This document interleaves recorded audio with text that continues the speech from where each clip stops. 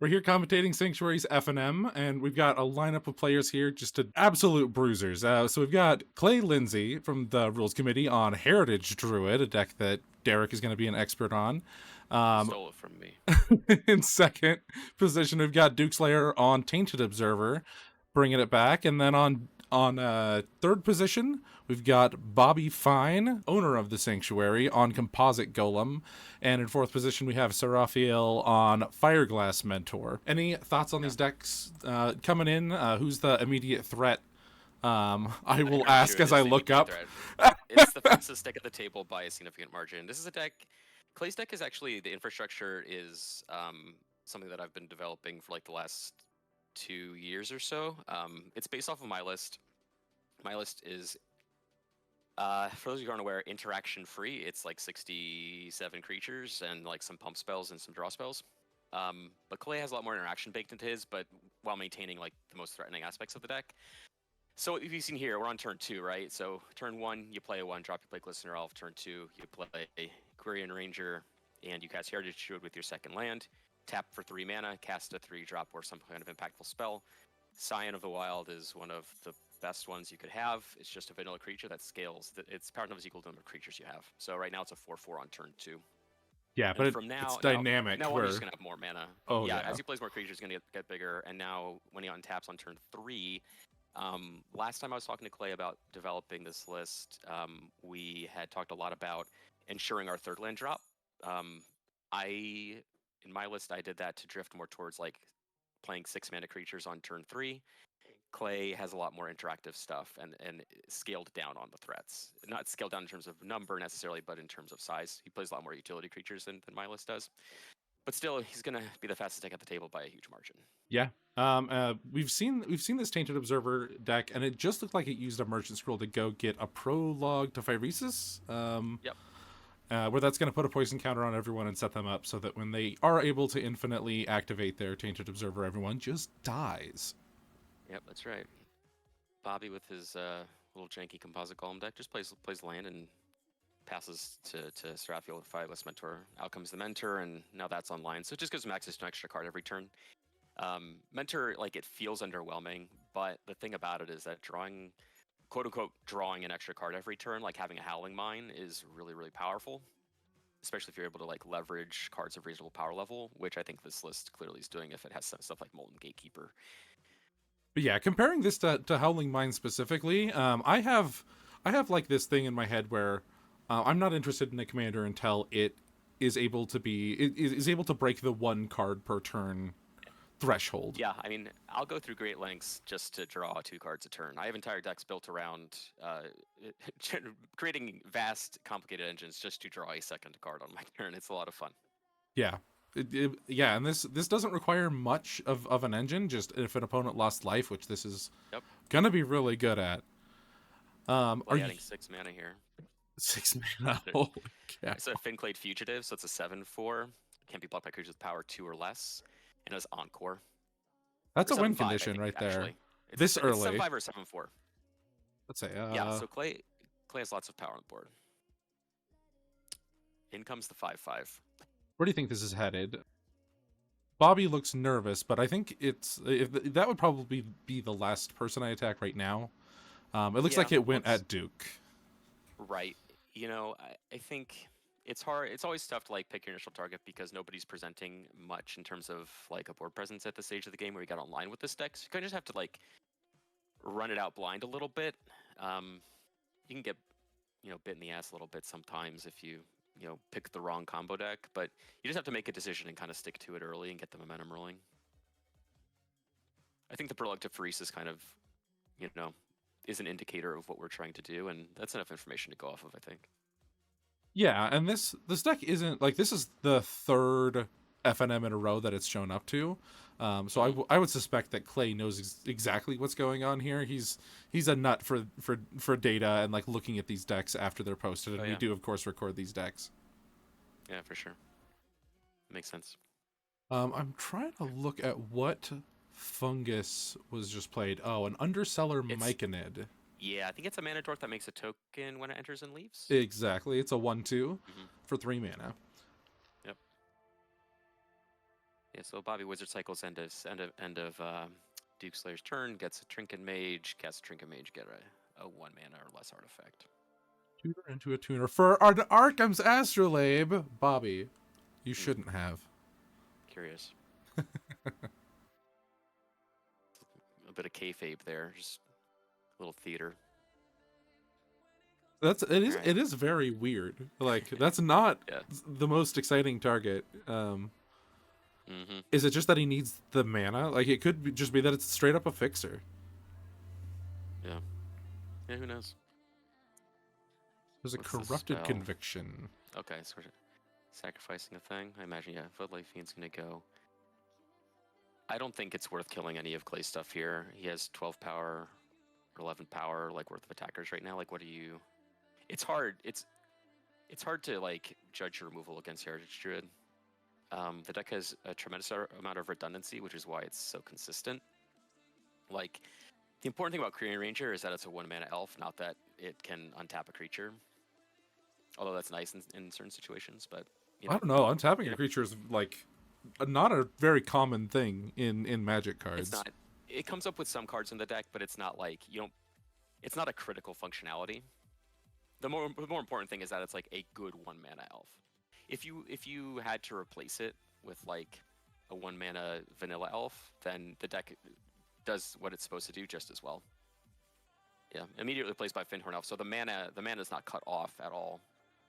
This is how Heritage Druid plays out in my experience. You vomit a bunch of power onto the board, and then what ends up happening a lot of the time is people are just forced to manage your permanents. Like, really forced to. Alright, so we're attacking with the 5/5 and the 7/4. On course for 5 mana. So we're going to lead the Stampede here. Caught a glimpse of it, yep. Look at the top 5, reveal any number of creatures, put them in your hand. A non-zero amount of times I have gone 5 for 5 off Lead the Stampede, and it feels like cheating. 5 for 5?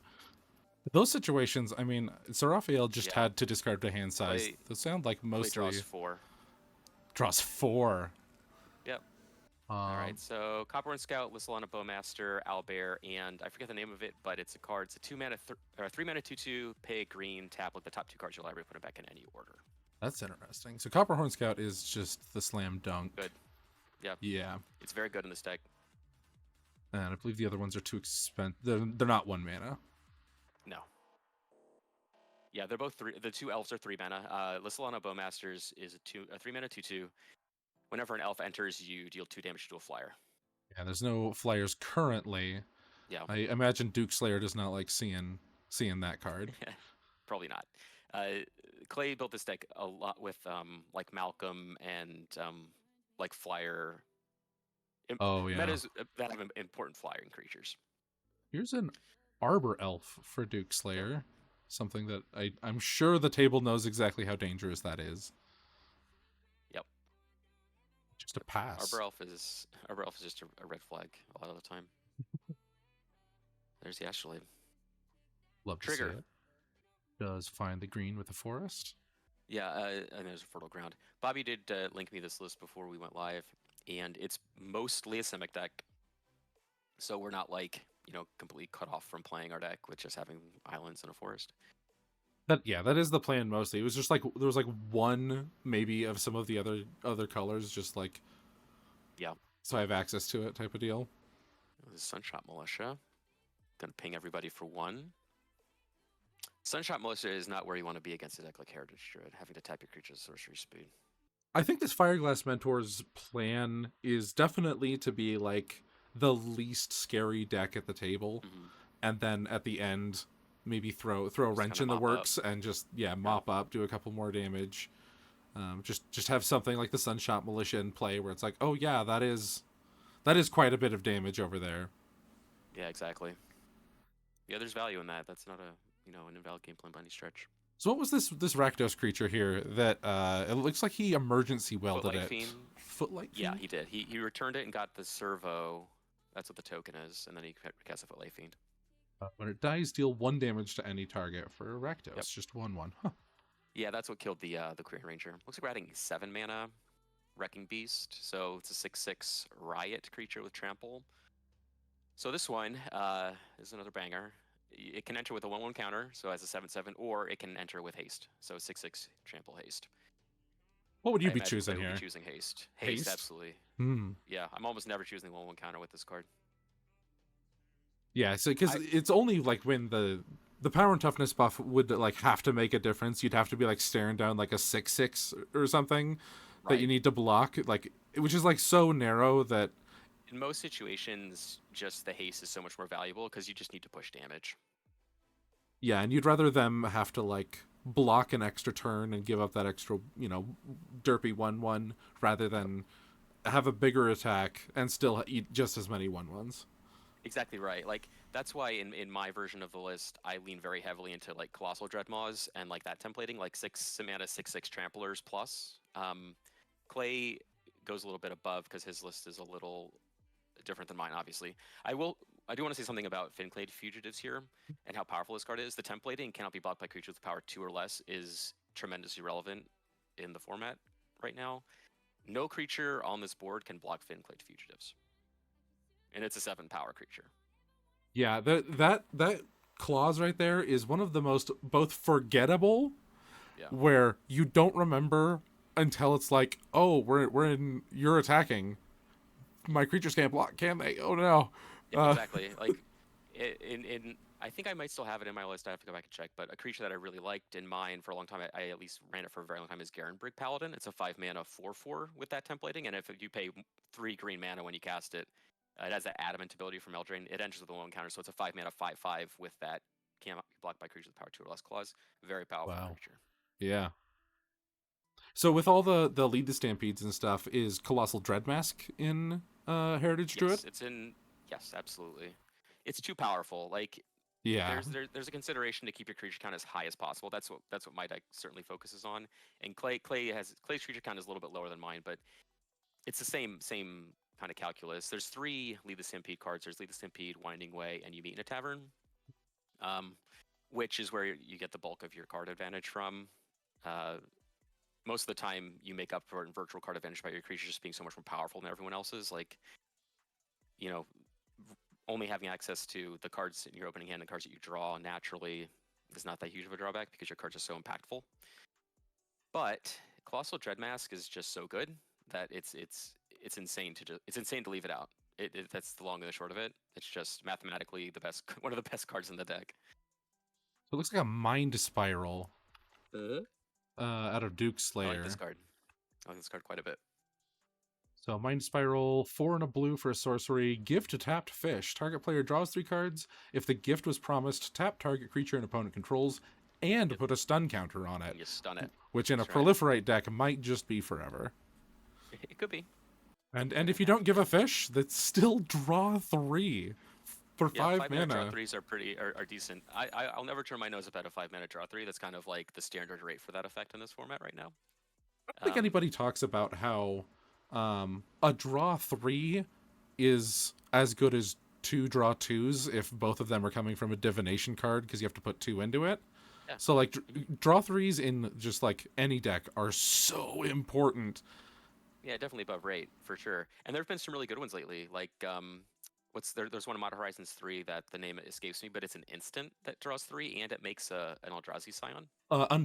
Unfathomable truths, and it has That's the one. devoid. Or Eldrazi Spawn, the 0/1 token. But Yes, yeah, that card is sick. I love that card. absolutely. Looks like Finclay Fugitives is going to be locked down. That's the that's the technically correct choice Oh yeah, on 7 this board. power, unblockable. Yeah. Dust Slayer definitely has already cast a Sprout Swarm, and I think it's fair to say that they're going to be leaning pretty heavily on that card this game. Finclade Fugitives invalidates that, so I think it's a good idea to get that card out the way. And it looks like the fish goes to Bobby. Yep. That's the thing about gifting is that you don't have to gift it to the player that you're targeting with the thing. It's just give it to anybody. We're going to crop rotation. Something fair is happening right now. I'm sure of it. We're a little bit early for a Mystic Sanctuary. Yep, gonna enter tapped.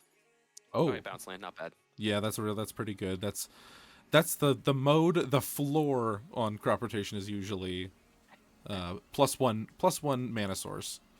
Puzzle says like Lorien revealed. Yeah, that's. Yeah, I exactly. mean, that's the 5 mana draw king. 3's on the upside. Yeah. Take as many of those as I can get. Yeah, for sure. So there's what is it? I want to call it a Screaming Drake for Duke Slayer in the yard. Shrieking Drake. That's an interesting piece. I'm trying to think what you do with that. You can bounce itself and get triggers from your commander, probably, or bounce other things to get ETBs. Depends. So that crop rotation was on end step. So Bobby got to untap with a Demir Aqueduct, play his land again. Yep. We're at 6 mana. The composite golem. It sure is. I think this is the turn where the threats have been stunned. Yeah, you go for it. Bobby agrees. It looks like, you have a minute. You can. What's its power toughness? 4/4. That's pretty sizable. It's definitely nothing to sneeze at. It holds off the Doesn't really do littler much things. Doesn't do anything against Wrecking Beast, but it's not bad. Yeah, the fish doesn't, I guess, either. Yeah. Hexian Infiltrator. 2/1. Whenever you sacrifice a permanent, it gets bigger. So that's something that can get sizable. That's for sure. Do in the chat. Good evening, do. There's just way too much doing here right now. Gotta open up the dew drain. Get some of this dew out of here. Ping from Sir Raphael. And for being in the pinger damage deck is almost at the lowest life. Mm-hmm. Clay being the actual damage, pushing all the damage on everybody. Yeah. Player. All the real damage has been done by Clay. Raven of Fell Omens, okay. So whenever you commit a crime, once per turn, pings everybody for 1, you gain 1. It's a pretty powerful one, and something I don't mind tapping with a Sunshot Militia. Yeah, for sure. Alright, we're pinging people down. It along with the Gixian Infiltrator. Yeah. So Clay at least has one more threat in his hand that we know of, which is the Owlbear, 4/4 trample, ETP, draw a card. Trampler is obviously, where your bread wants to be buttered in a deck like this. So he's got 13 power of fatties and an additional 4 power of small guys. Yeah. When I play, I usually don't attack with my small guys unless I just am desperate for damage, or if there's some kind of tactical advantage to doing so. I don't think there's any real advantage to doing it here. You have to be mindful of what you lose in combat. So we're gonna add some mana here. 5 mana. This smells like an owlbear to me. No. Oh no. Now you lose Forerunner. Gonna be given that Scion. 5/3, give everything trample, yeah. Yeah, that Scion needs trample this turn, and it'll now have it, and it's right. 1 bigger. Yeah, cards like this are very good in this deck for obvious reasons. There's another one that I like quite a bit, which is Stampeding Elkherd. It's a 5 mana, 5/5. If you have 8 power worth of creatures, when it attacks, it gives all your creatures trample. Another 1-drop. This one's good. Azuri's Archers, 1/2, reach. Relevant, very relevant, this card. It holds off a lot of flyers. Whenever it blocks a flying creature, it gets +3/+0. It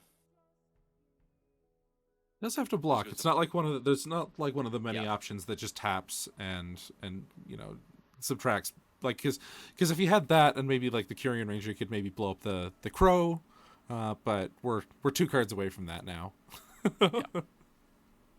Yeah, there's a lot of interesting calculus that goes into choosing your 1-drops for this deck. Basically, it's just as much tertiary upside as you can kind of wring out of them while prioritizing the fact that they're just there to activate Heritage Shoot and add you mana.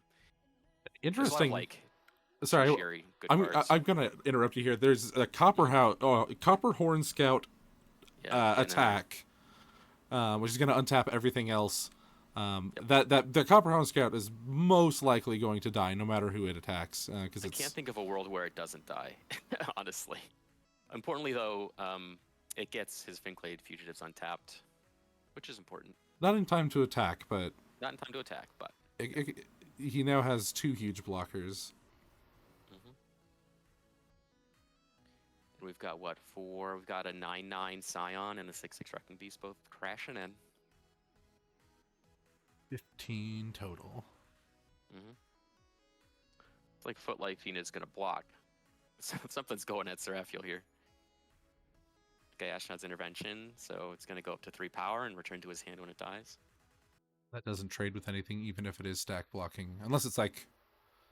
That could be what's blocking the Copper Horn Scout, maybe.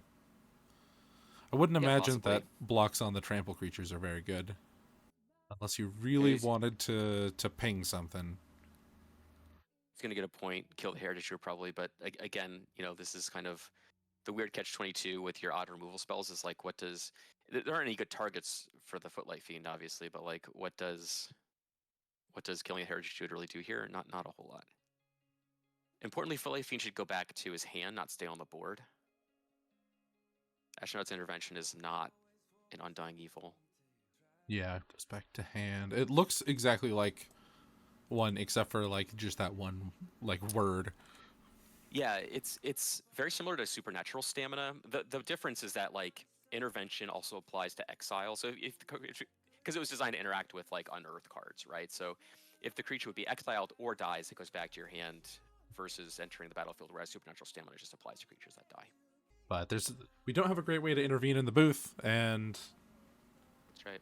it's fine. So we're Just moving on let to it Duke happen. Slayer's turn, and we've got a Caustic Caterpillar here. Yep. Looking around for targets, and I'm seeing mostly things for Bobby, unfortunately. And here's a Thrumming Bird. Another great benefit of the Heritage Druid is you don't catch a lot of hands for like stray, artifact enchantment removal, that sort of thing. Graveyard removal doesn't hurt you. But significantly, this Composite Golem has made it all the way around, and Bobby's untapped with it. That puts He's a him survivor. at it's like 2, 4, 6 plus the 5. That's 11 mana, and he has not made his land drop yet. Some say that's enough to win the game, but Some do say that, yeah. but maybe that's why I keep punching Bobby so hard. Okay. This is not the Shipwreck Dowser, it's the Salvager of Secrets. Salvager of Secrets, that's right. Looks like we're gonna Wizard Cycle again. Possibly. Flirt with the idea. Yep. Mm-hmm. Non-suspiciously pass the turn. Yeah. Nothing to see here. I'm not suspicious. Look like we're gonna kick off Seraphiel's turn by dealing a point to everybody.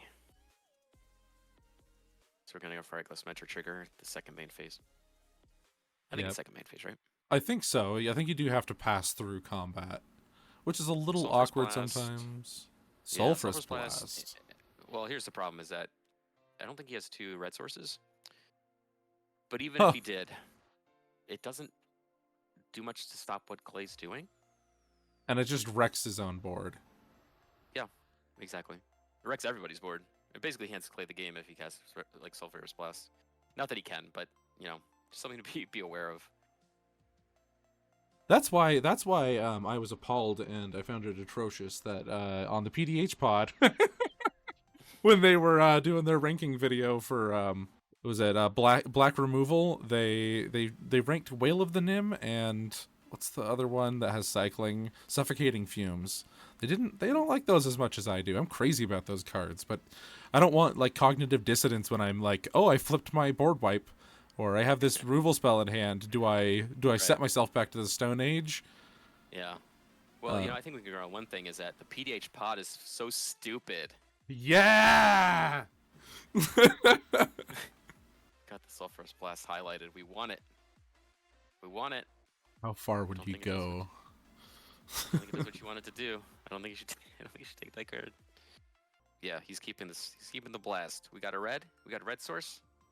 Yeah. Now we do. Reckless Barbarian. Okay. That sacks for 2 red. I knew there was like, that's why I said how far would you go, is because I knew that there was like, it's not just casting it, he's got to bend over backwards for this thing, and it's gonna hurt like heck. It's like this gives Clay a big turn to do a lot of shit because everyone's kind of tapped out and everything's gonna die except for his large things. His 4 fatties. I guess it would kill. It would kill if it's doing 3 damage. It's gonna kill everything except Wrecking Beast and Finclean Fugitives because Scion's gonna shrink. But it's still gonna be a 4/4. No, it'll be a 3/3. Because if Nymea's Forerunners a 5/3. Oh, it's a 5/3. I guess this is 2 or 3, and I don't know why he would do it on 2. Yeah, you have to do it for 3. But even if you do that, Clay still has 13 power on board. So it looks like a response from Bobby is going to be Yeah, mystical sacrifice the teachings. golem for mystical teachings. That's pretty We're gonna like far.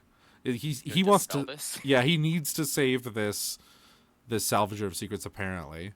I definitely think it's in Bobby's best interest to counter this spell. I mean, look, I don't think it's it. I just don't think it's a good idea to leave Clay with that much power on an empty board. I honestly I think that's silly.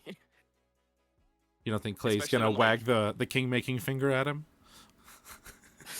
I'm just here to stir up well, controversy today. I don't know why. I think it's because perplex. there's a responsible person here. I see Derek is very responsible, Hmm. and so I'm like, oh, okay. Well, I don't have to be that guy. No. Lifetime Discord ban says do.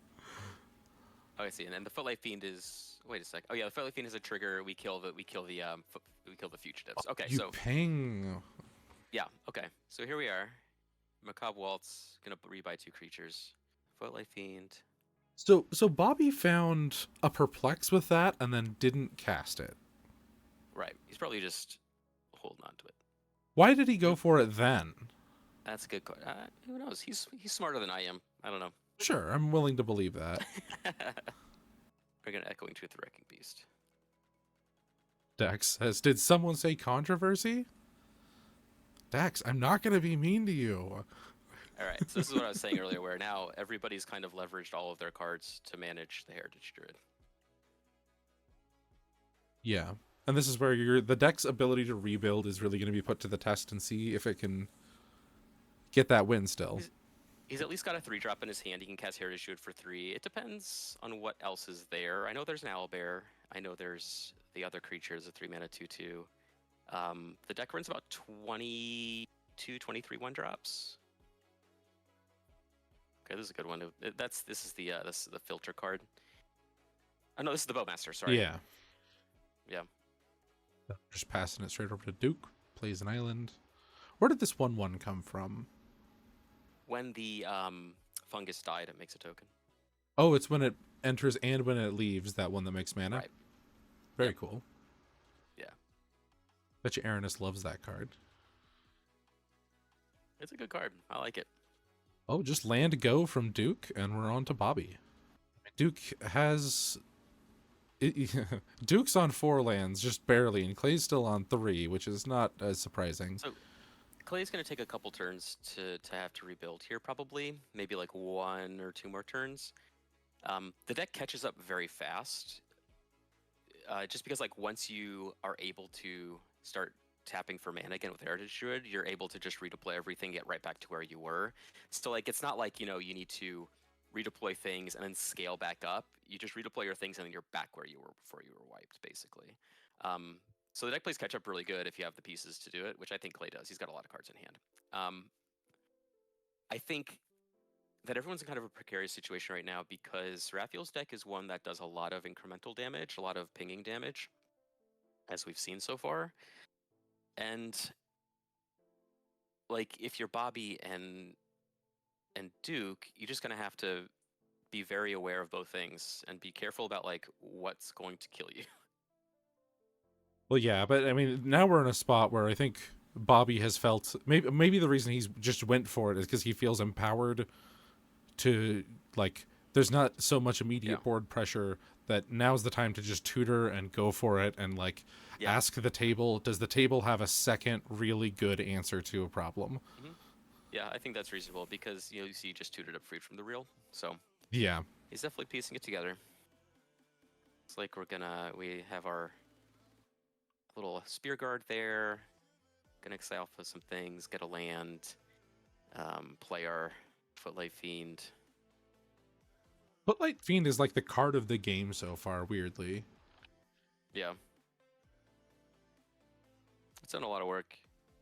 Clay's gonna cast his little filter guy. I can't remember for life of me the name of the card, but 3-mana 2/2, tap a green, tap it, look at the top 2 and rearrange them. Next turn he can play Heritage Druid for 3 and then tap his creatures for 3 mana and do something else. Alright, there's a prologue to Phresis there. Guilt Leaf Seer is what it's called. That's the one. Yeah, that sounds right. Very foot fetish of you, Lobert, says Dax. Thank you. Yeah, you shouldn't have.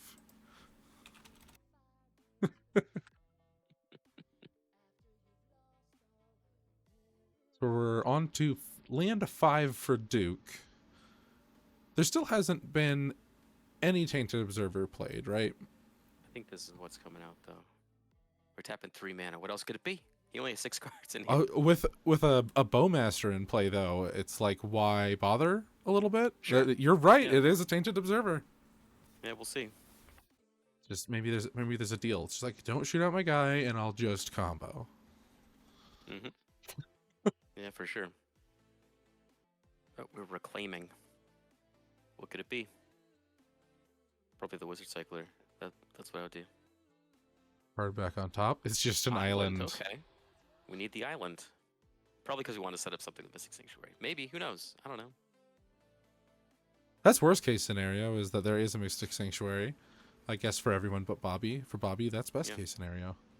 I mean, let me be frank. I don't know what this deck does. So those put a card back on top. I have such like mixed feelings about them, because it's like, it's straight up it's card disadvantage, but if the card you can put back on top is going to be impactful enough, then it's...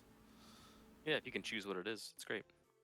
All right, so we're going to freeze from the real probably, right? We got turning the Dimir Aqueduct into a creature, to a 2/2. Yep, it produces a blue and a black, and that blue can go back into Freed from the Real and generate infinite black. That black goes into Composite Golem, and that filters into any color. It's just a big old mana filter in the command zone. Yep. Say hello to my Freed from the Real. Maybe Seraphiel has a shock or something. Who knows? Now would be the time to do it. Bobby probably has a piece of counter magic. So we're gonna probably need to see a card from Duke Slayer and a card from Seraphiel in order to stop this. That's my best guess. Unless we do something like, oh no, we're tapping both. Confound. Yeah, see, negate. There we go. Yep. Composite Golem was hit play. Now we just need a payoff, right? Bobby might mess it up. Tutor for Wizard. There's also a tutor in the graveyard with flashback. Right. That could be pretty useful. Mm-hmm. Do it again. We got another prologue who subscribed with Twitch Prime for 2 months. Let's go. Thank you. Welcome. Shipwreck Dowser. Yeah, we've all been freed from our reels right now. Yeah, it looks like congratulations to honorary winner Clay for his performance in that game. Let me just tell you, I talk to people about Heritage Druid a lot. I have a lot to say about this deck. Nobody understands how powerful this deck is until they play it. It's powerful. It is. I don't know if y'all saw that, what just happened here. Unfortunately, you can still lose to Freed from the Real, but like, I'm not trying to be too antagonistic here, but I do want to say, like, do you think that there is a barrier between being powerful and actually translating it into a win because of, like, maybe perception, and like people will see you come out early as a problem? Is that a concern for the deck? Sometimes, yeah. I mean, I've lost a lot of games where, like, people see a Lissalana Huntmaster come down and they say, I need to kill that immediately. And then the next turn cycle, like, somebody just wins the game with a Malcolm and there's no interaction because everyone's just trying to, like, manage a permanent that may or may not be, like, Huntmaster is powerful and it lets you generate a lot of mana, but, like, it's a 3/3 that makes a lot of 1/1s if you just keep playing elves. It's not something that's gonna, like, dominate a game unless you have specific cards in hand to do it with. It's a fine target. It's a scary card, but, like, people don't understand the roles that these cards play. They carry a lot of baggage. Like, it's a tough deck to pilot effectively for that reason. Like, when you have 6/6s on turn 3 and you're just putting down big beaters every turn before anyone else has a chance to set up, like, that's going to impact how people play the game. I will say that it probably, my impression of the deck is that it is a deck that will reward you for playing against better opponents who, you know, are considering, like, okay, well, so-and-so has tutored, they have 2 combo pieces in play. Yes, they only have 1 power and 2 toughness of blockers, but... Right, like, players that have more steady hand. Yeah. Mm-hmm. I agree. Interesting. Oh, we're dead. We're here commentating Sanctuary's F&M, and we've got another great lineup here. We've got Aaron 91 on Sir Conrad the Grim in first position, and then in second position we've got House 34 on Hollow Marauder. In third position there's Duke Slayer on Tainted Observer, and in fourth position there's Dax on Cormella Glamour Thief. Any thoughts on who's the arc enemy going into this table? So, I mean, the elephant in the room is that Hollow Marauder has kind of like a stigma around it now. I think Ryan's won the past two like major tournaments, like more mainstream PDH tournaments with this deck with Commander. I'm not sure what House is doing with it, but it's definitely something that people have their eyes on a lot more now. Like secondarily, I think like Conrad is similar. Like it's a card that just carries a lot of baggage. As we've touched on, like Duke Slayer's been in every single streamed game for FNM, so everyone's got to be terrified of that deck by now. And everyone's just super scary except for Dax. Cormella's really powerful, but Dax is just a really bad player. So, it's gonna be tough to see who takes the gold. Dax has arc enemy syndrome, where no matter what game he goes into, somehow he always ends up the arc enemy. I mean, he's been playing Aranis, which is like, yeah, that's your fault, Dax. That's and then one way to do it, yeah. Otherwise, he's on life gain, which is like another way to do it. That's just a great way to make people attack you. Yeah, I think being like the one combo deck at the table is gonna. I mean, maybe Duke Slayer's playing a combo build of Observer. I'm not familiar with that. 100%. Yeah, the Tainted Observer list is going infinite on mana in one of like 4 ways.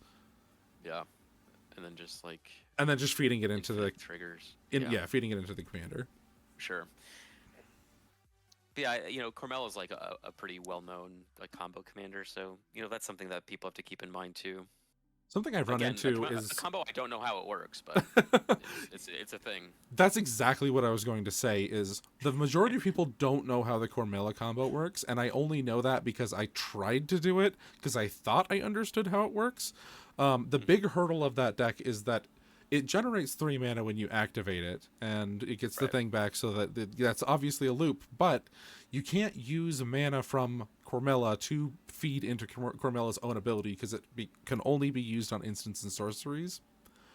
That's where it's like really exactly tricky. demonic gifts to do it or something like that. I think. I mean, I'm rusty. Like it's the one scam spell that like brings the creature back untapped. I think there's also one that makes a treasure. Sure. I think there's like 2. Yeah. It looks like we're just doing some like dirtly stuff right now. Cabal Ritual, so we're gonna power out something here, adding 3 mana. So we have a Lurching Rot Beast in the graveyard. It's just a cycling creature, 4 mana, 4/2, cycling 1 black. It's circling back 4 mana. Oh, that's a Siphon Mind. That's not bad on turn 3 or whatever. Absolutely, that's a good way to refill, and then even if you go above your starting hand size, which he's not going to be doing, Which Siphon Mind for the most of the time, it is making me discard because all of my cards replace themselves. Right. But talking to your point about Hollow Marauder being like notorious for winning the last tournament, I recently on my own stream did a game with Ryan playing Hollow Marauder twice in a row, and game 1 went exactly like it has been going for him in tournaments, where he can convince people that he's not the threat, and then at the end he has the full grip and is just able to go crazy and just like knock some people out.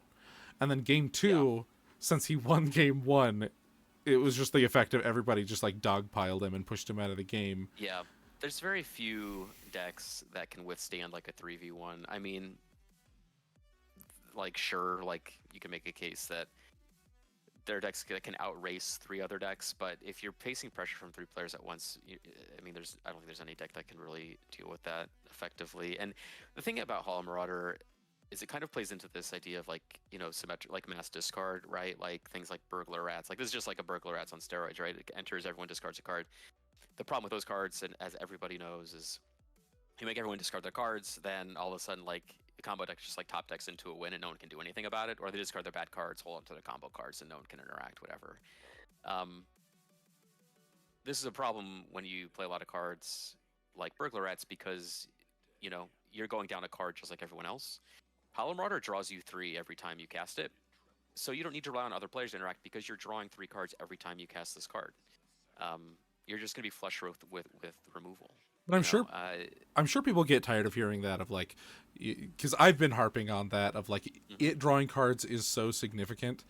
But like the difference of a good card that doesn't do something like that and not is, I think, the difference between like how Wilson Far Traveler has actually been able to like do something that a lot of other like mid-range decks can't, where it actually solved the problem of how do you generate card advantage in the colors. And I do think Mono Black has that same problem, and Hollow Marauder's solving it, like, not just a little bit, like, over the top solving it. Yeah, like think of it this way, right? Like let's take the discard clause out completely. What if it just like ETB draw 3 cards? Or draw 2 cards even. Like a 4/2 flyer ETB draw 2 with a cost reduction. Like that card is still very, very good. Yeah. You know, like I don't know. It's I don't think this card is overrated at all. Just rated. Just very good. Rated, exactly. Very rated. Something I'm not familiar with is the actual like gameplay style and tempo of a Cormella deck. I don't imagine that they have almost any blockers, and there's only a couple of cards that are involved in the combo, so it's got to be mostly like control, right? I would imagine so, or like ways to tutor up what you need. But yeah, there's no real need for anything else because I mean, you're not like dead to edicts presumably because you're sacrificing, like your whole deck is around sacrificing your commander, right? Yeah, and you're going to do a lot of the benefits of being like what a creatureless deck gets to do. Of this Hollow Marauder is probably going to edict the whole table, and Dax is going to just smile to himself every time that happens. Yeah. All right, Greedy Freebooter getting Randy here. Who's going to take damage? Looks like House is going to take 1. Importantly, Aaron did discard a Dread Return to the Siphon Mind. So that's going to hang out. We're going to see that one come back a little bit later. Yeah, I mean, those creatures don't look like they like living very much. Perfect, no. Perfect These fodder. These cards don't want to be in your graveyard.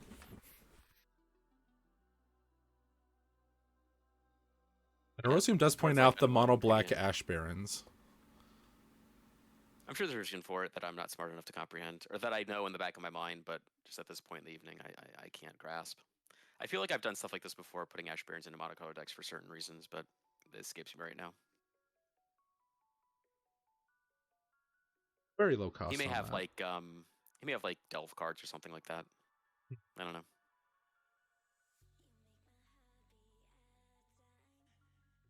All right, what's this guy? I can't quite make it out. Oh, that is the Graveyard instant spell, flashback, put a counter on a zombie. We're just getting back Lurching Rot Beast, I think. Oh, okay. Yeah, there he goes. Lurching Rot Beast, I like this card. I like the deck. A lot of decks I like to play are cards that like Lurching Rot Beast, so I'm a little biased.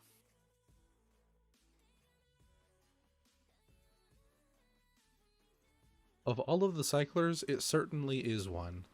It's like it's a one mana cycler, you know. That's not nothing. Yeah, that's. I have only seen it in decks going incredibly deep on that type of effect, but that happens really often.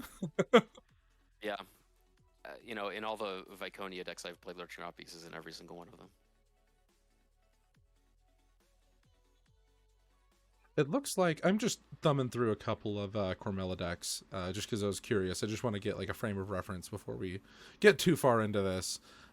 It does look like a lot of them are just piles of Grixis control, and then there's varying combos. Like there's some that do,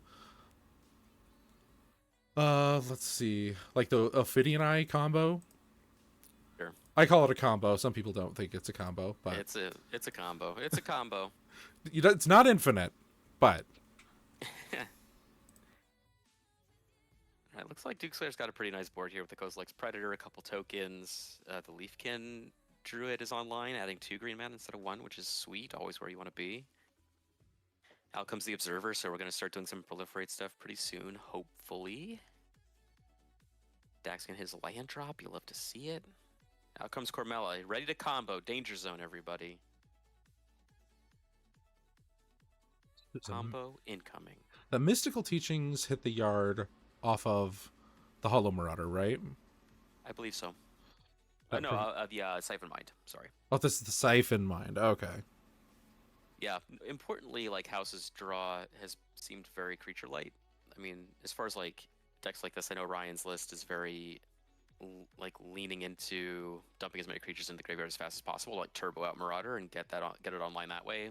You know, like with Corrupted Conviction and those sorts of cards, to just generate a ton of card advantage. But right now, he's just got the Rot Beast. That's the only creature in his yard. So Hollow Marauder is going to cost 6 mana to cast, which is not where you want to be. Definitely not. We're going to feed a Swarm here.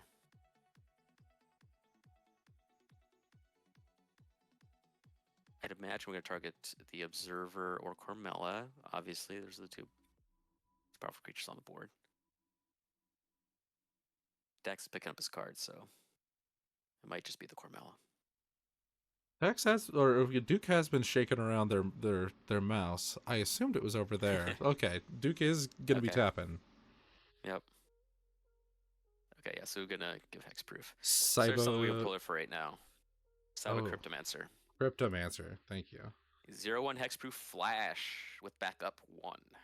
This card's sweet. I love this card. Yeah, just the extra little blocking body. I love my little creatures, and I especially love when they do something. Backup is a mechanic that I think is really awesome, and I'd love to see come back. You know, it's a mechanic. When the creature enters, you put it's basically backup N, and when it enters, you put N/1/1 counters on another creature, and that creature gains the static abilities or keywords or whatever of some rules text of the creature that provided the counter with the backup ability. And in this case, with Cyber Cryptomancer, it has hexproof. It grants hexproof to whatever it backs up. In this case, Tainted Observer. That it retaining hexproof, like it just always having hexproof itself, has actually won me games before. Yeah, it comes up, which is sweet too. Just like, oh, I've got like this one derpy blocker. It's like, oh, okay, I'll get rid of that guy and then I'll win the game. It's like, no. He's gonna stick around here. Be a thorn in your side. I love that stuff. It looks like we got the little guys going in the red zone again. Greedy Freebooter and the Unwilling Ingredient this time. They're out for blood. Oh, is that a starfish? My goodness, I think it is.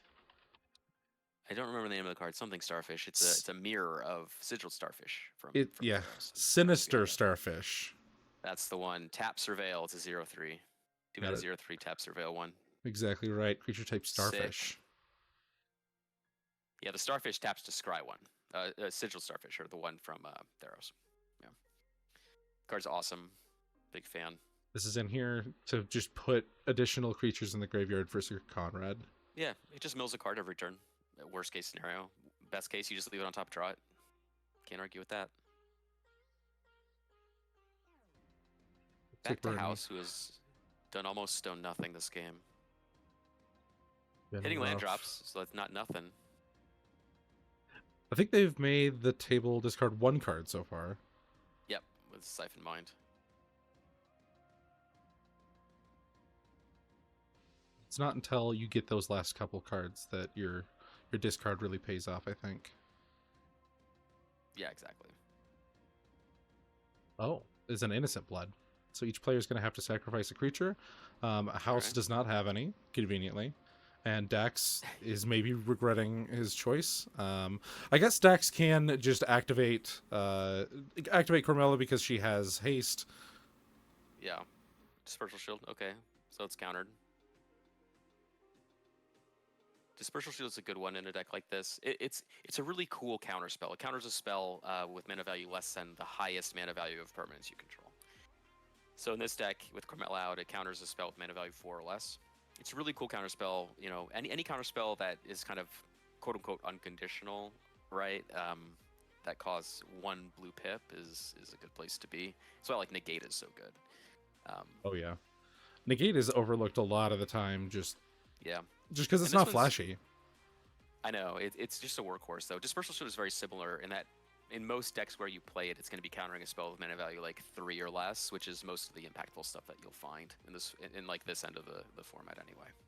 Yeah, I was experimenting with one of my competitive decks, just cutting all of the counter spells, and that's when I Mm-hmm. couldn't bring myself to cut. It's just so good. It looks like we have a Yeah. Delirium Skeins from House, so we're gonna take the Hell discard yeah. count for the table from 1 for each player to 4, because it's each player discards 3 cards, including 3 House. cards. Get him out of here. Intervene, Unfathomable Truths for Duke Slayer going. Chain Crypt Devil, Rats Crypt and Chain Rats. Devil. Boy, a lot of good stuff hitting the bin here. Stasis Field, Red Elemental Blast. Okay. Dex down to 1 card, Duke down to 0, and Aaron had 3 in hand. I think Aaron's on 0. Mm-hmm. Looks like like 2 scam spells for House. Like no creatures, I don't think. It could very well be he's just like drawing the wrong half of his deck. Oh, were you able to see House's hand a little bit? No, I saw the two other cards you put into the graveyard. One was Not Dead After All. Another one was, I think, another scam spell, like one of the 2 mana ones, I think.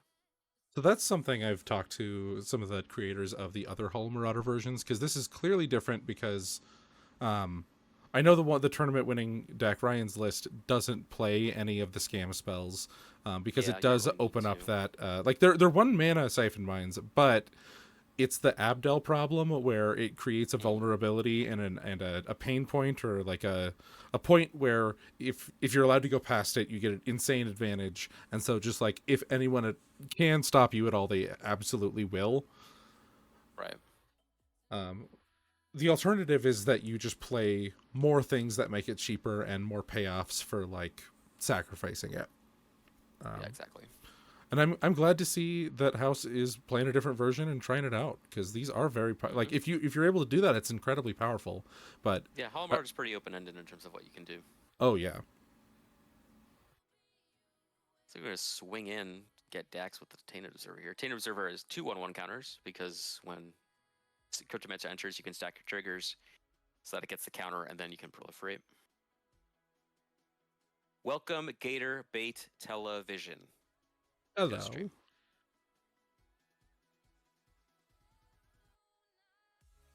Dex's version scrolling. Combo, everybody, get them. This can't go get the thing directly. This might be a tutor for a tutor situation. Yeah. Yeah, very well could be.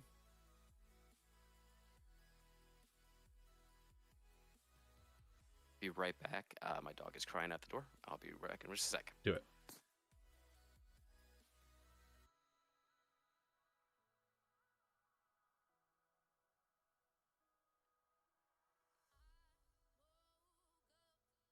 How's the audio levels, chat? Not that I'm talking much. And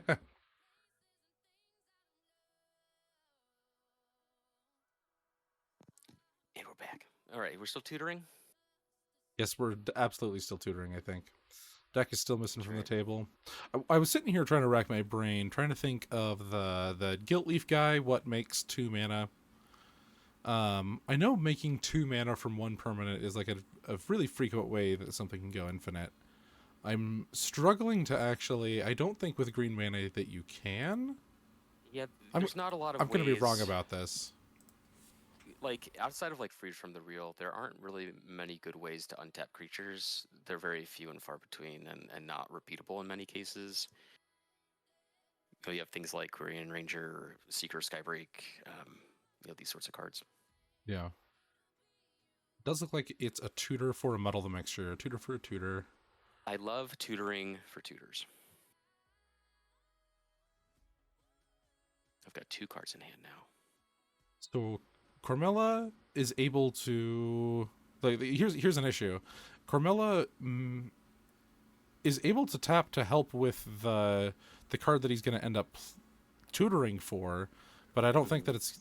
I don't think he's doing it this turn because you can't use Cormella's mana to pay for the transmute unless we're in a different. No, that. Or it is a sorcery, merchant scroll. I'm just trying to figure out what's going on. What's coming up next? He just passed, so Aaron's gonna cast Sir Conrad and get that guy out there. Send in the idiots. A couple free points. You can just deck house for free for 2 with these guys. I don't see any reason not to do that. Aaron doing the aggro thing like you do. That's right.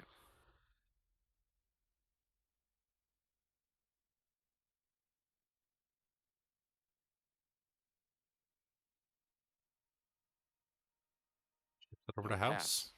Yep. Maybe we'll see a creature this turn. Very likely. Forecast says yes. It looks like the other card you discarded to the Delirium Schemes was Village Rites, so like another card that doesn't do anything without any creatures. All right, Demon's Disciple, not bad. Player will have to sacrifice a creature. Could be worse. Aaron, not great on this board, but could be worse. Aaron gives a big thumbs up. I'd love to, yeah. I probably would hold on that Cryptomancer, honestly, if I'm Duke Slayer. Oh, over everything else? Or maybe over like a crab token. I think I might prefer the crab, especially with these little 1/1s beaten in. I guess there's not that many anymore. Yeah, but he's got the Leafkin Druid. I look at it this way, like if I'm gonna like care about blocking, like I'd rather have the hexproof thing to jump in a pinch than just as a random 0/3 token. Because the Cryptomans are also like you can bounce back to your hand with Shrieking Drake in this deck. Like you can do a lot of other things. Oh, it looks like House played a Culling the Weak in response to the trigger on the stack. To the Edict trigger. Not bad. Very cool. Notably here, everyone's gonna take a lot of damage from the Sir Conrad. It's pretty cool. I'd like to see that. Start whittling everyone down. 4 apiece.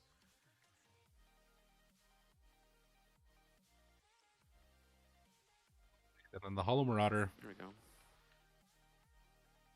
Makes his first appearance, and then at this point in the game, I don't think that very many people are going to have any 4 CMC and up spells in their hand, even though it's like late game, and that might be what they're sandbagging because of like just curve reasons.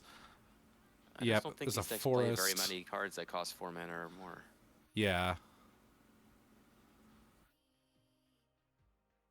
Forest, Eye Collector, and Dex has Muddle and something else.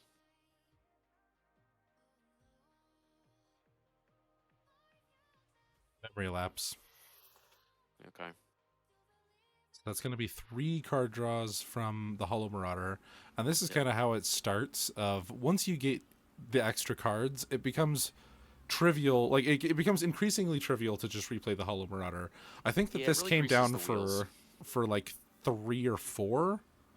Like, I actually don't know, because he had so much Culling the Weak mana to begin with. He cast it for 5, because I think he only had 2 cards. He had Lurching Rot Beast and Demon's Disciple in his graveyard. And then the 4, he had an untapped Swamp, and then the 4 from Culling is 5, discounted. You know, the 7 minus 2 is 5, so you'll cast it for that. But he really needs to find more creatures. I think he just, like, if you look at the cards in his graveyard, he really just kind of drew the wrong half here. Like, this is a lot of scam spells. It's a lot of, like, Village Rites cards. That's pretty much all it is, and rituals. You know, no creatures. Yeah. But I think that just goes to show you, like, and it's kind of the way that I look at Heritage Druid very similarly, is that, like, your deck relies on a critical mass of creatures. And, like, there's a lot of attractive synergies that you can go into, but if you want to play for consistency and streamline your game plan, you really just need to be redundant in the core elements of what your deck is trying to do. And not dilute it with all of these other things that seem really cool and can be very powerful, but add a level of inconsistency to the deck that you probably don't want over a longer term. It's that balancing act between, like, you want something to work towards, and then once you're running a way to, like, run away with the game, but without sacrificing your ability to get to the point where you're set up.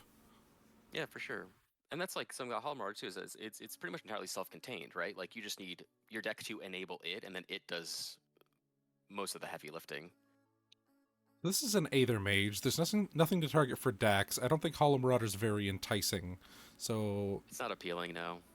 Conrad, maybe? Maybe you can time walk Conrad, maybe. Yeah, I don't know. I do love me an Aether Mage. I'm not gonna lie. He's considering his own creature. Okay, Or we're Aether gonna Adept. do Aether Adept. Okay. Sorry, I said mage.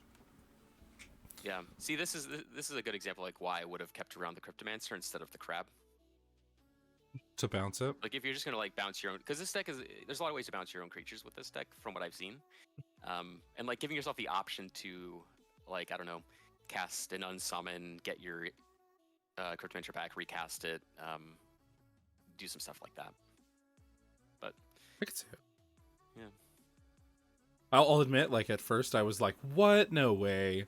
But I mean, after seeing the Aether Adept, okay, I'll cede. Yeah. There's the Predator back. Make 2 more spawns. Get him out there. Did you have to sacrifice one? Sorry, I looked away. Did you have to sacrifice one to get this back out? I think he sacrificed 1 to the Tainted Observer trigger when he put the counters on it last time. So he was down a token. It's cool that in this deck, like if you have an odd number of mana, you're just like, okay, I'll just use one of these, and essentially like it's sack 1 proliferate. Oh, he's just sacking it right away for the proliferate. Sure, just put another counter on it. So you got a 5 power flyer. It's pretty good. Doesn't seem bad to me. And it looks like And everyone's notably- adjusting their totals. So I think that there a Phyresis cast? No, he's just been attacking. So, yeah.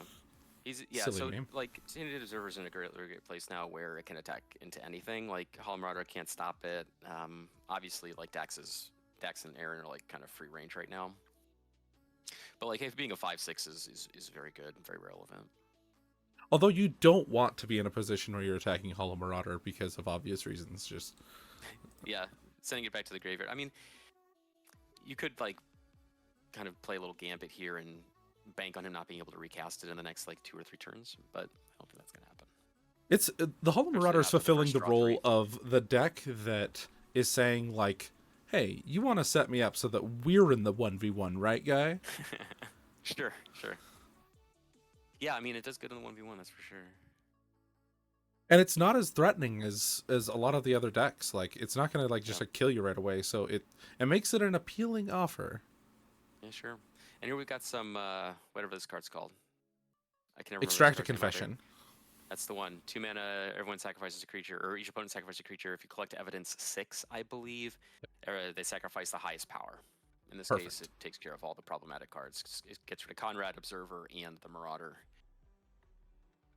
So now Marauder's plus 2 mana is gonna be 9 to recast. So we're a little off it.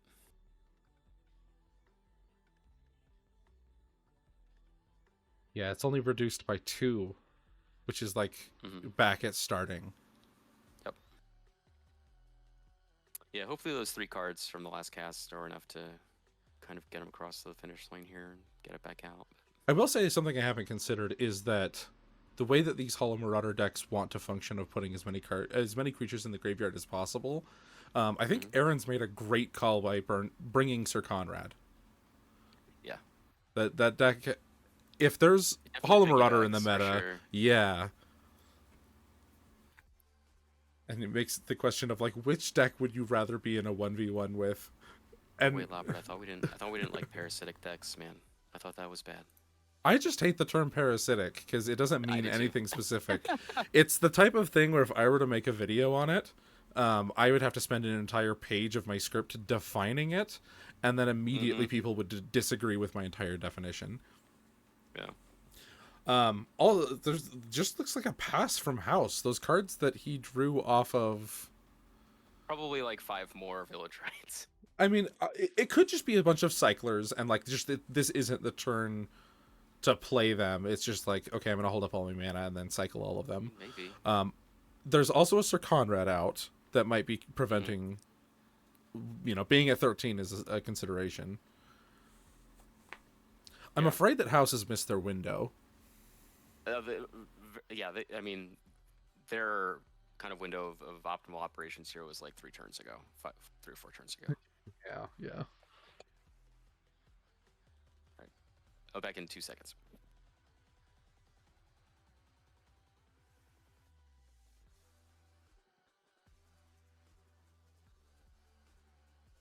Derek has to take routine breaks to just look at the stars in Texas. He just goes outside, takes a deep Texas breath, lets out a yeehaw, and he'll be back in a second.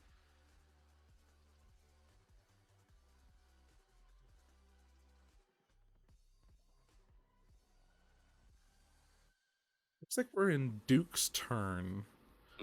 But Duke might be having connection issues. It's gone a little potato. Yeah, I thought that was me, but I guess it's not. No, because the other people are coming in crisp. Yeah, this kind of, just to go back to what I was saying before, like, this kind of was talking about. This game's just, like, pretty grindy. Although, like, what you're saying about Conrad, I think is going to be kind of where the game breaks open, is just passively dying to Sir Conrad triggers. I think definitely you just want to keep Conrad on the board as much as possible and just keep recasting him. Definitely the most important permanent in this game. Yeah, I mean, especially since, like, Hall & Marauder's kind of tempoed out at this point. Yeah, with Cormella not having very many cards in hand, really been hamstrung. Usually I'd say just like that existing is fairly concerning, but I can't say that that's the case here. It's like he's priced out of casting it, and then once he does, he doesn't have a lot of the pieces.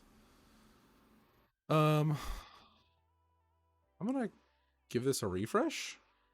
Make sure it's not me. I just had the thought that maybe it was a little frozen. Well, Dax's hand. Nope, Dax is moving. There's a Dax hand. Okay, never mind.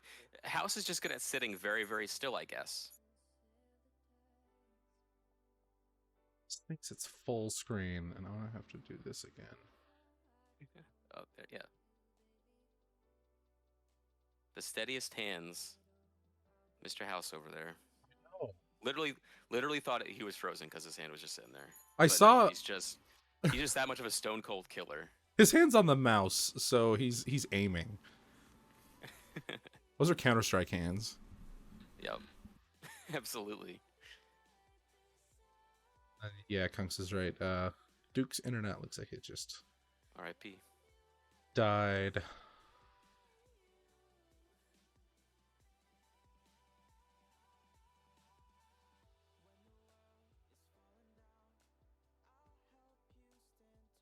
Let's see. So I'm just trying to think. Obviously, like, I don't know House's list, but if it just kind of goes with the low-hanging fruit, like the stuff that you'd expect, like edicts and, you know, maybe more of these scam spells and village rights cards, like, yeah, I don't. It's gonna be tough. He just needs something that can apply pressure, like maybe a big I don't know, like something like a Gurmag Angler here would be good. Like something to take advantage of that big old yard that has no creatures in it. Like something mana efficient that can, like, apply some pressure or provide some presence.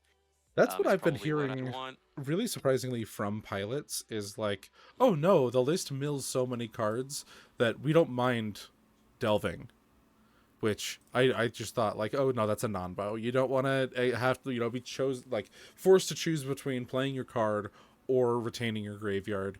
But apparently the numbers, and we're seeing it right here, 2 of those cards are creatures. Only 2 of them matter. Yeah. Like, there's definitely, like, a significant amount of cards in the deck that are not gonna, discount Halmard or whatever, and, like, being able to utilize those cards in the graveyard is important. And, delve cards are just very, very powerful, even, like, devoid of that context. Like, even the ones like the 3/3 flyer for 6, like, even that card is like really good, I think. Probably underplayed in my opinion. Like, that card would be great here. Just something that can get on the board and just, like, do something. Properly, yeah. Flyers, like, just like the Sultai Scavenger is just it being a 3/3 flyer. Like, if you don't play a lot of flyers, you might not notice just like how huge that is in the air, and how just being able to, like, look at a person and just, like, dictate how much damage they're going to be taking is really big. Yeah, like you think about the decks in the format that you see that are able to contest a 3/3 fly in the air. There's not that many that are able to consistently do something like that. What do you think about Death Rattle? Destroy target non-green creature. It can't be regenerated. That battle's sick. Yeah. Do you, I have not put this in any decks yet. I It's think like it is cool. this is I just evaluate any card with like a downside like that. I just evaluate it from like, you know, do I like what green creatures am I going to like need to kill with this? And the list is pretty low. Like it's pretty short, you know. I guess. I mean, I'm thinking about like an Arbor Elf is maybe at the top of my list of all creatures I need to kill ever. Well, sure, but I look at it this way, right? Like an Arbor Elf you're going to need to kill sooner than whenever you're going to be able to, you know, delve a Death Rattle, you know. That's really smart, yeah. So you obviously play it as part of like a larger suite of removal spells. Um, again, like you lose a little bit of consistency, but a lot more like efficiency in the situations where it comes up. So it's kind of like a weird kind of game you have to play when you're building your deck. Like that's part of it's just part of metagaming, like smart metagaming. It looks like Duke is back and immediately slammed a Cloud of Fairies down. He could not wait to play that Cloud of Fairies. Yeah, Cloud of Fairies is great. It just gets you a free trigger, right? You untap 2 lands. Yep. And just cash them in. No counters or anything to proliferate, unfortunately, but you know, it's sick. Cool stuff. Yeah, it doesn't look like it's... Oh, wait, what is... No lands were untapped. Dax is untapping, though. Was it... Went to combat and attacked for 5. Oh, maybe I didn't understand what I just think happened, though. he hit a house and hit Dax with something But what about as the... well. That's a Cloud of Fairies, and... It is. The lands are all tapped? I'm not sure. Oh, okay. I'm not sure. It could have just been, like, activate my Proliferate or something. Just, like, get the counters that are already on everyone else ticking up. Well, he doesn't have any counters on his creatures. Opponents. Poison counters. Oh, sure.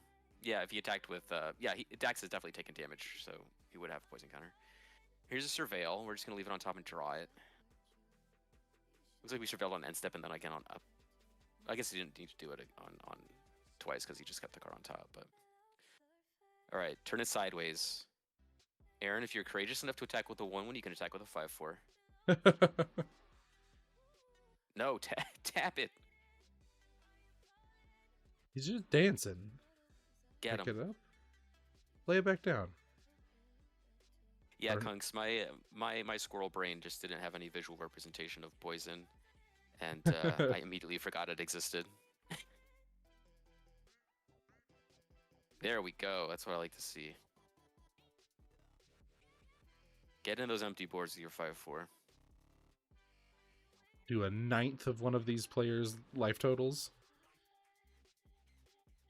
Yeah, just crush 'em. With what? Do a 9th with the 1/1, and then Conrad, I assume, goes at Duke bravely. Block with the crab. Each opponent's now going to take 1 additional. Sorry, I interrupted you. I think definitely need to pressure Duke because Duke's 1v1 against Conrad is not the worst. I don't think. Like Tainted Observer, this build is very good at coming up the board, as we've seen. And so, like, having to rely on triggers to win the game, it's slow, especially since he's at such a high life total.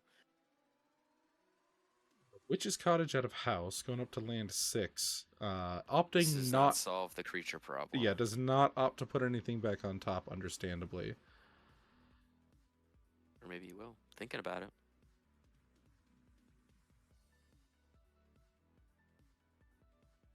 Paying 4 mana. Paying 4 to flashback. Spell to get back Lurching Rot Beast. Oh, sure, that zombie spell you were talking about earlier. Yeah. Cash in the Rot Beast. Yes. I love myself a Rot Beast.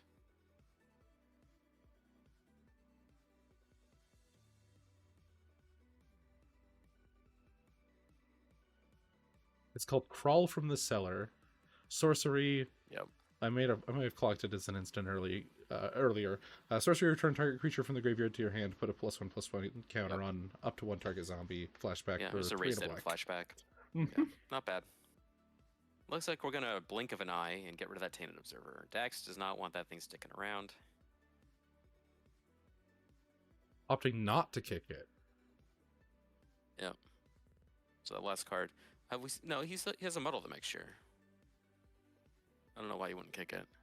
Has he? He hasn't discarded the Muddle the Mixture, has he? He could be holding it up.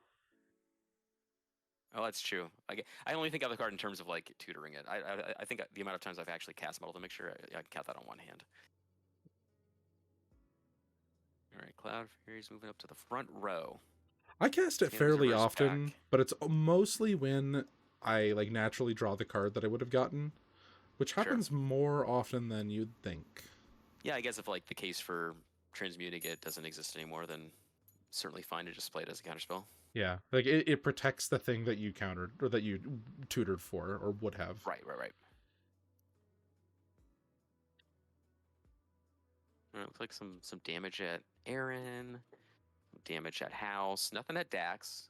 Respecting Dax. You know, I love to see it. Kissing Flame Breather, okay.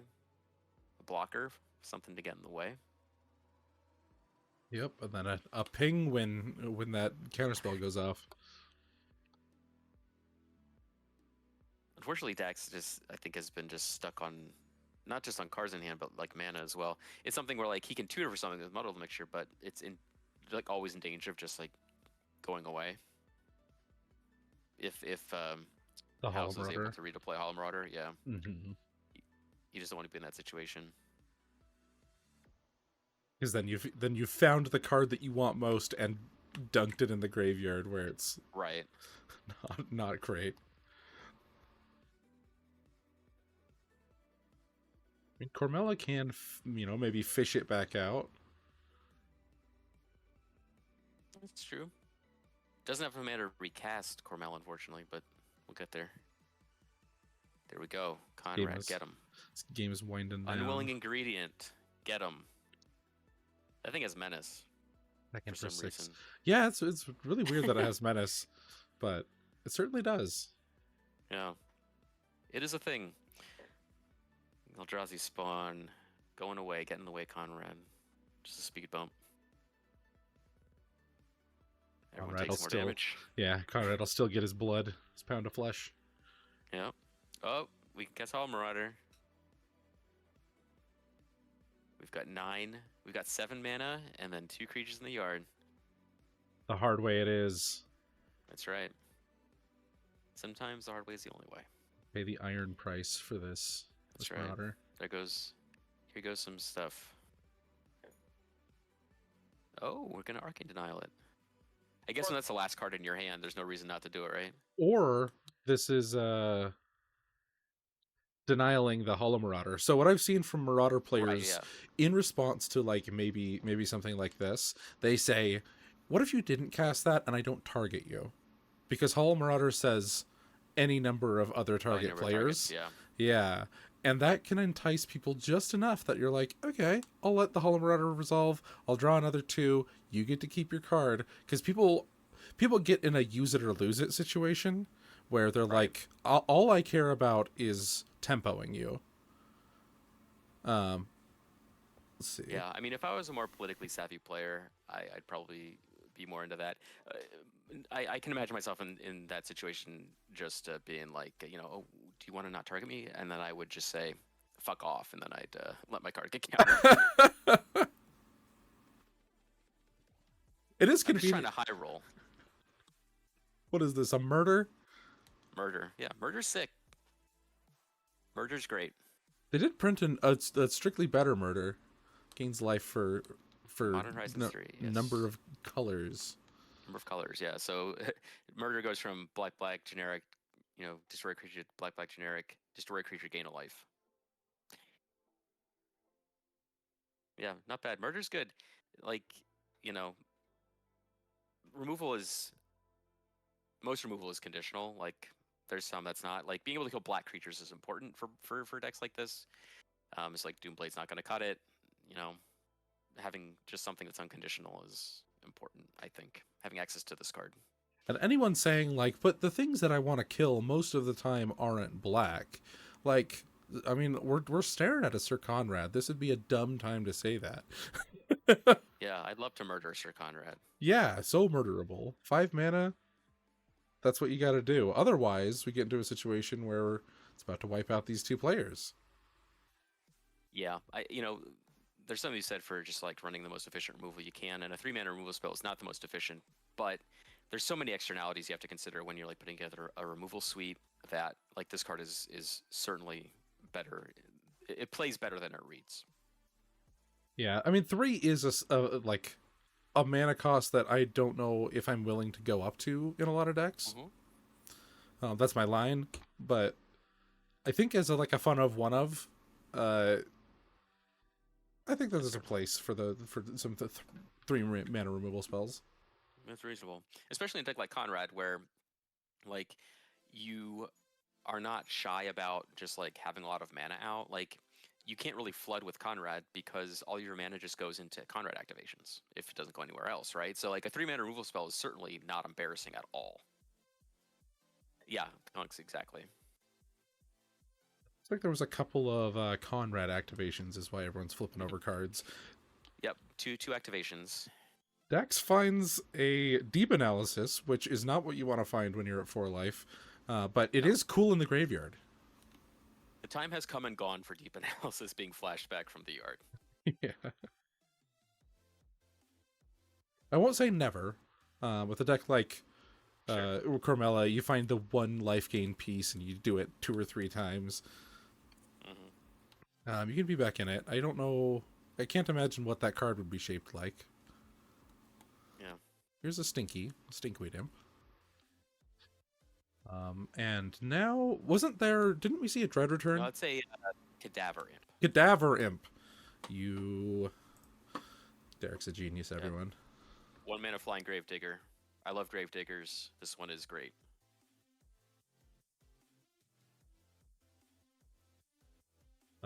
Dread Return being active is super relevant. You can get rid of 3 of your creatures. That removes house from the game. If there is in fact a Dread Return, Dax would be almost dead. Oh no, Dax would die because you're bringing back something, and then you can get rid of the unwilling ingredient once it's in your graveyard for another damage. The most important thing here is going to be how do you deal with Duke Slayer once these other players are out of the game? I think that like the clock is very much in Aaron's favor right now. Just because like the 5/4 kind of puts Duke Slayer more or less under the abyss. I think that if he had actually like preserved his Cryptomancer and was able to bring his and get a counter on his flyer, then it would change the calculus quite significantly. But the way that the board stands now, I think Aaron's pretty heavily advantaged. Because nothing can contest the Sir Conrad. Like even if you look at all the creatures on the board, right? Like 2 of them have 0 power. They can't block profitably. Yeah, a counter would make a huge difference. Yeah. Like the Crypt Drops comes back from the Dread Return, so yeah, this is pretty much going to be a nail in the coffin. Because you activate for 2, you keep your Starfish around, and then you wipe out, I guess, just 2 of the creatures. No, Starfish isn't sacred. Just blow it for 3 and just 3? take out like everything except for the Wall of Roots. Yeah. Yeah, I think you're true there. Yeah. Deals. Just like set up Conrad to finish the game. And this is a huge swing too with Conrad triggers. Like it's going to be 6 Conrad triggers. It's it's gonna be 6 plus the 3 from Rat. That's 9 damage that Duke is gonna be taking total. It looks like he should be at, I guess.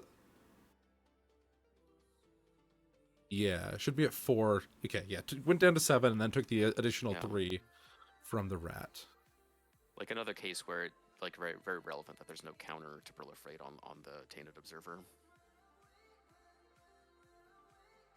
An Yeah, unchecked Conrad does. This is about what it looks like if you don't. I think letting the Cryptomancer die was like a pretty critical error there. Interesting. And like getting rid of it instead of that crab token. An easy one to make. Yeah, I mean it's hard. Like the foresight to make it different. And look, I could be very well be wrong. This is just my interpretation. But you know, it's hard to like see this far into the future, find yourself in this position where like, okay, yeah, everything would have paid off just exactly like this if I had just made this decision differently like 6 turns ago. Yeah. But that's where like your experience with the game is going to be, you know, or is going to pay off. Sure. It looks like Duke is showing the Ashnod's altar like, oh, I was almost there. Altar is less appealing now, I think. Oh yeah. It's empty. Because Aaron was able to do all of that pre-combat and then attack Duke with a Sir Conrad that would have been lethal. The Wall of Roots was the last blocker, and it was just too late. Yep. Yeah. So a really you know convincing win by Aaron there. Like very well piloted that game. I think like just a chain of like good decisions. I think in terms of how he handled his resources. Yeah, absolutely. It was super fun to watch. I think that's going to be it for us. If you have made it this far and have not signed up for F&M next week, be here. It's 8 p.m. Eastern, 6 Mountain. Oh, what is that? 7 Central. 7 Central, yeah. But give us a like. And anything you want to pimp before we... I don't think I'm supposed to say pimp anymore, but anything you want to push before I get out of here, Derek? Yeah, I mean, everyone who's here already knows what I'm about, you know, preaching to the choir here. I've started doing like little deck build streams every Wednesday for an hour, 7 to 8 Central Time, 8 Eastern, 6 Mountain, 5 Pacific. It's been a lot of fun, just for an hour only, so if you ever care about popping in, saying hi, you know, it's on the PDHRC YouTube channel. I put links on my socials when I do it. So that's pretty much the only thing I think. Yeah. They're all unprecedented. That's a good point, Springer. Turn on alert notifications. It's the best way to catch Derek going live. He's not going to spam you with dumb alerts. It's only when, you know, when something actually happens, which I appreciate very much. I try to tune in when I can, and they're a blast. But I think we're ready to get out of here. Thanks again, everybody, and have a good one. Mm-hmm. Bye. Yeah, good night, everybody. Thanks for joining us.